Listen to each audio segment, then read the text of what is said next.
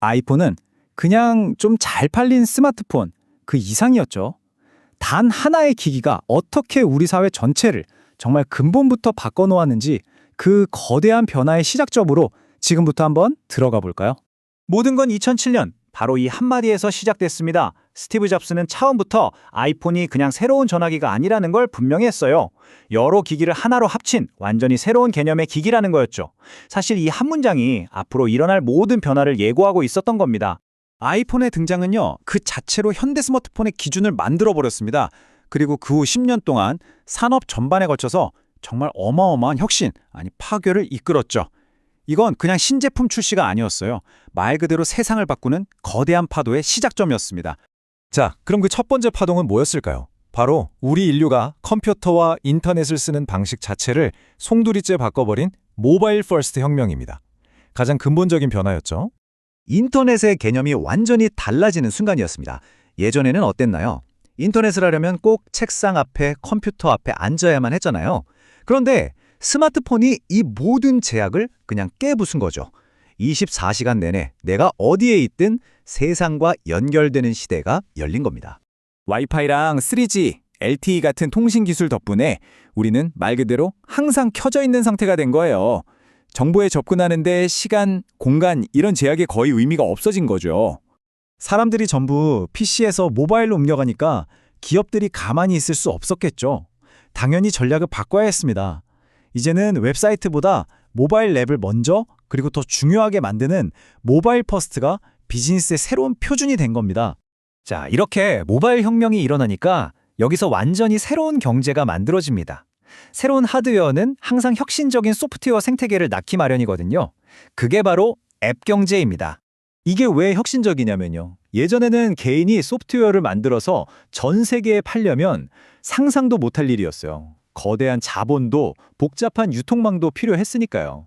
하지만 이제 앱스토어라는 장터가 열리면서 말 그대로 아이디어 하나만으로 전 세계 수억 명에게 직접 다가갈 수 있게 된 겁니다. 진입 장벽이 그냥 확 낮아진 거죠. 그 결과요? 뭐 엄청났죠. 소프트웨어 산업은 그야말로 폭발적으로 성장했고요. 앱 개발자라는 새로운 직업도 생겨났습니다. 지금 우리가 너무나 당연하게 쓰는 카카오톡, 배달의 민족, 토스 다 이 앱 경제 위에서 태어난 기업들이에요. 또 앱 안에서 바로 결제하거나 매달 돈을 내는 구독 모델 같은 새로운 비즈니스도 여기서 나왔고요. 아이폰의 이런 올인원 특징은 기존에 있던 기기들한테는 글쎄요, 거의 사형 선고나 다름없었습니다.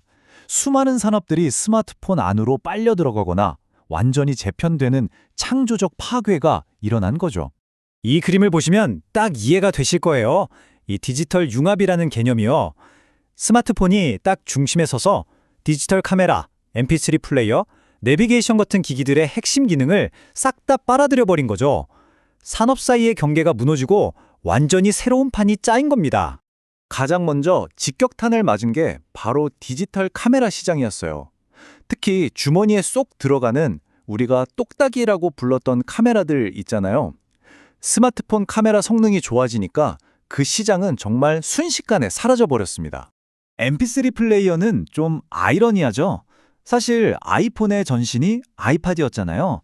그런데 그 후속작인 아이폰이 음악만 듣는 MP3 플레이어 시장을 통째로 삼켜버린 셈이니까요. 그리고 내비게이션, 이것도 마찬가지죠. 요즘 차에 따로 내비게이션 다는 분들 거의 없잖아요. 스마트폰 지도 앱이 실시간 교통 상황까지 알려주는데 굳이 필요가 없어진 거죠.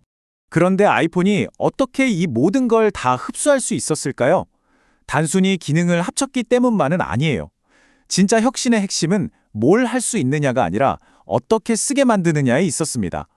애플엔 성능도 중요하지만 그에 못지않게 디자인과 사용자 경험이 중요하다는 걸 세상에 보여준 거죠. 바로 이 직관성. 여러분 한번 생각해 보세요. 두 손가락으로 화면을 확대하는 핀치 투 줌.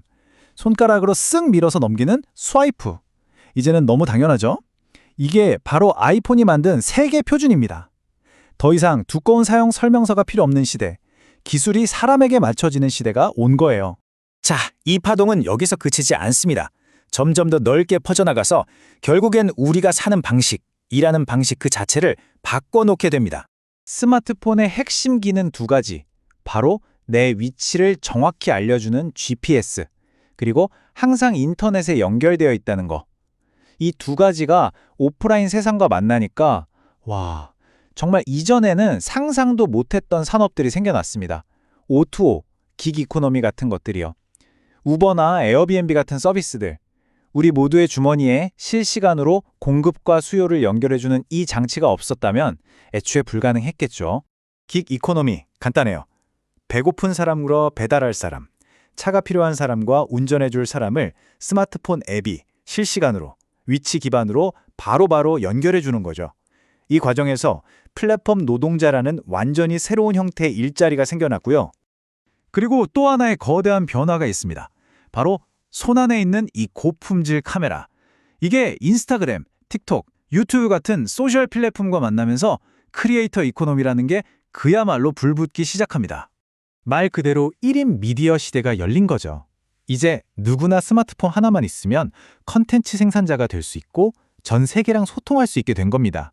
미디어, 마케팅, 심지어 우리가 소통하는 방식 자체가 완전히 달라졌어요. 자, 이제 정리를 좀 해볼까요? 지금까지 우리가 살펴본 이 모든 파동들이 합쳐져서 하나의 거대한 바다를 만들었어요. 그리고 그 바다의 중심에 바로 우리의 만능 리모컨이 있는 겁니다. 아이폰으로 시작된 스마트폰은 더 이상 그냥 전화기가 아니죠. 금융, 교통, 쇼핑, 엔터테인먼트, 세상의 모든 서비스를 우리와 연결해주는 중심 허브가 됐습니다. 거의 우리 자신의 디지털 분신이라고 할 수 있을 정도예요. 스마트폰이 세상을 움직이는 맞는 리모컨이 된 지금 이런 질문을 한번 던져볼 수 있을 것 같아요. 그렇다면 과연 이 다음 리모컨은 뭘까요? 기술과 인간의 관계는 또 어떻게 변하게 될까요? 여러분도 한번 생각해 보시면 좋겠습니다.